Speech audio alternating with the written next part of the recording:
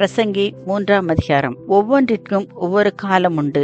வானத்தின் கீழ் இருக்கிற ஒவ்வொரு காரியத்துக்கும் ஒவ்வொரு சமயம் உண்டு. பிறக்க ஒரு காலம் உண்டு, இறக்க ஒரு காலம் உண்டு. நட ஒரு காலம் உண்டு, நட்டதை பிடுங்க ஒரு காலம் உண்டு. கொல்ல ஒரு காலம் உண்டு, குணமாக்க ஒரு காலம் உண்டு. இடிக்க ஒரு காலம் உண்டு, கட்ட ஒரு காலம் உண்டு. அழ ஒரு காலம் உண்டு, நகைக்க ஒரு காலம் உண்டு. புலம்ப ஒரு காலம் உண்டு, நடனம் பண்ண ஒரு காலம் உண்டு. கற்களை எரிந்துவிட ஒரு காலம் உண்டு, கற்களை சேர்க்க ஒரு காலம் உண்டு. தழுவ ஒரு காலம் உண்டு, தழுவாமல் இருக்க ஒரு காலம் உண்டு. தேட ஒரு காலம் உண்டு, இழக்க ஒரு காலம் உண்டு. காப்பாற்ற ஒரு காலம் உண்டு, எரிந்துவிட ஒரு காலம் உண்டு. கிழிக்க ஒரு காலம் உண்டு, தைக்க ஒரு காலம் உண்டு. மௌனமாய் இருக்க ஒரு காலம் உண்டு, பேச ஒரு காலம் உண்டு. சிநேகிக்க ஒரு காலம் உண்டு, பகைக்க ஒரு காலம் உண்டு. யுத்தம் பண்ண ஒரு காலம் உண்டு, சமாதானம் பண்ண ஒரு காலம் உண்டு. வருத்தப்பட்டு பிரயாசப்படுகிறவனுக்கு அதனால் பலன் என்ன?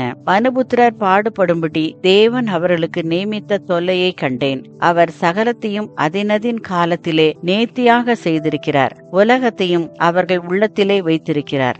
ஆதலால் தேவன் ஆதி முதல் அந்த மட்டும் செய்து வரும் கிரியையை மனுஷன் கண்டுபிடியான். மகிழ்ச்சியாய் இருப்பதும் உயிரோடு இருக்கையில் நன்மை செய்வதுமே அல்லாமல் வேறொரு நன்மையும் மனுஷனுக்கு இல்லை என்று அறிந்தேன். அன்றியும் மனுஷர் யாவரும் புசித்து குடித்து தங்கள் சகல பிரயாசத்தின் பலனையும் அனுபவிப்பது தேவனுடைய அனுக்கிரகம். தேவன் செய்வது எதுவோ அது என்றைக்கும் நிலைக்கும் என்று அறிவேன். அதனோடே ஒன்றும் கூட்டவும் கூடாது, அதிலிருந்து ஒன்றும் குறைக்கவும் கூடாது. மனுஷர் தமது சமூகத்தில் பயந்திருக்கும்படி தேவன் இப்படி செய்து வருகிறார். முன் நடந்ததே இப்பொழுதும் நடக்கிறது, இனி நடக்க போகிறதும் முன்னமே நடந்தது. நடந்ததையோ தேவன் விசாரிப்பார். பின்னும் சூரியனுக்கு கீழே நான் நியாயஸ்தலத்தை கண்டேன், அங்கே அநியாயம் இருந்தது. நீதி ஸ்தலத்தையும் கண்டேன், அங்கே அநீதி இருந்தது.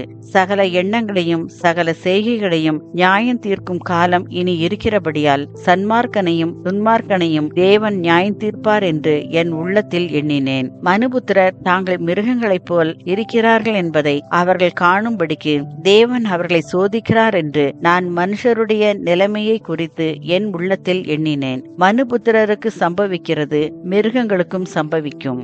அவர்களுக்கும் இவைகளுக்கும் ஏக சம்பவம் உண்டு. இவைகள் சாகிறது போலவே அவர்களும் சாகிறார்கள். ஜீவன்களுக்கெல்லாம் சுவாசம் ஒன்றே. மிருகத்தை பார்க்கிலும் மனுஷன் மேன்மையுள்ளவன் அல்ல. எல்லாம் மாயையே. எல்லாம் ஒரே இடத்துக்கு போகிறது.